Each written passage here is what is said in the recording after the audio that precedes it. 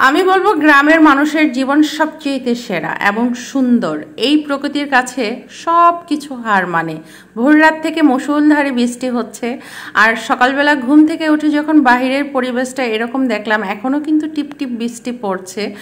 আর চাটা বসিয়ে চাটা খেতে খেতে ভাবলাম যে আজকে সারাদিনে কি কি করা যায়। তো বৃষ্টি যেহেতু হচ্ছে, বৃষ্টির সাথে ম্যাচিং করে আজকে খাবার দাবার খেতে হবে, ছুটিও যেহেতু আছে, সব কিছু মিলিয়ে খুব ভালো একটা দিন কাটবে এটাই আশা করছি। তো এখানে হচ্ছে মুগ ডাল আর হচ্ছে মশারি ডাল, দুটা ডালই আমি সমান সমান নিয়েছি। এখন এটাকে ভেজে নিব। আর খিচুড়ির ডালটা ভেজে নিলে আমার কাছে মনে হয় এটার গ্রানটা খুব বেশি ভালো হয়। আর এই দিক থেকে হচ্ছে গরু মাংসটা আগেই বসিয়ে দিয়েছিলাম। আর এই মাংসের যে মশলাটা, এটা আমি নিজেই রেডি করি, এটা দিলে মাংসের টেস্টটা অনেক বেশি হয়। তো এখন একটু নেড়ে চেড়ে ভালো করে মশলাটা মিশিয়ে দিব। আর আরেকটা চুলায় কিন্তু আমি গরম পানি বসিয়ে রেখেছি। আর ঝোলের পানিটা গরম দিলে হয় কি, যে মাংসটা অনেক সুন্দর সফট হয়, শক্ত হয়ে যায় না।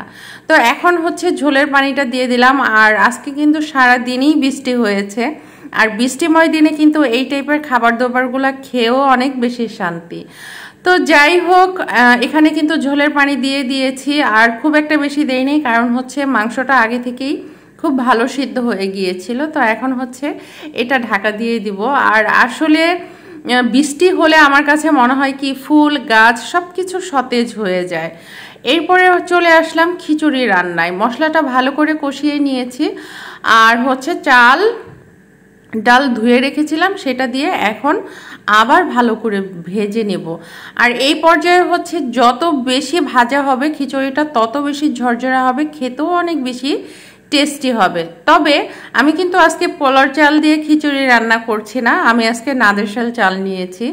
আমার কাছে মনে হয় কি, যে পোলার চালের খিচুড়িটার টেস্ট অন্যরকম, সেটারও স্বাদ আছে, তবে ভাতের চালের খিচুড়িটাই কিন্তু সবচেয়ে বেশি মজার হয় আমার কাছে যেটা মনে হয়। আর এখানে খিচুড়ির পানিটাও কিন্তু আমি ফুটিয়ে নিয়েছি। আর এতে করে হবে কি, যে আপনার খিচুড়িটা নরম হওয়ার কোনো সুযোগ থাকবে না, খুব দ্রুত বলকটা চলে আসবে, খিচুড়িটা একদম ঝরঝরা হবে। আর আমার আজকের খিচুড়িটা আমার আগে থেকেই আমি প্ল্যান করে রেখেছি, খিচুড়িটা আমি নরম করব না, একদম ঝরঝরা খিচুড়ি হবে। তো এখন হচ্ছে ঢাকা দিয়ে দিলাম, আর বলক এসে কিন্তু পানিটা অনেকটাই শুকিয়ে গিয়েছে।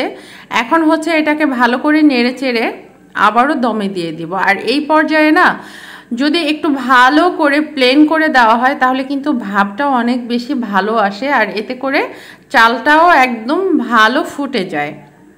তো খিচুড়িটা কিন্তু সত্যিই অনেক ঝরঝরা হয়েছিল, যেমনটা চেয়েছিলাম ঠিক ওই রকমটাই হয়েছে।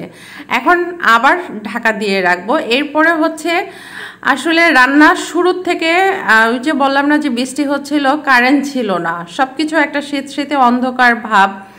তো যাই হোক, তারপর সব কিছুর জন্য আলহামদুলিল্লাহ রান্নাবান্না শেষ করে সবাই মিলেমিশে খাবারটা খুব মজা করে খেয়ে নিলাম। আর আজকের সবকটা রান্না আসলেই ভালো হয়েছিল।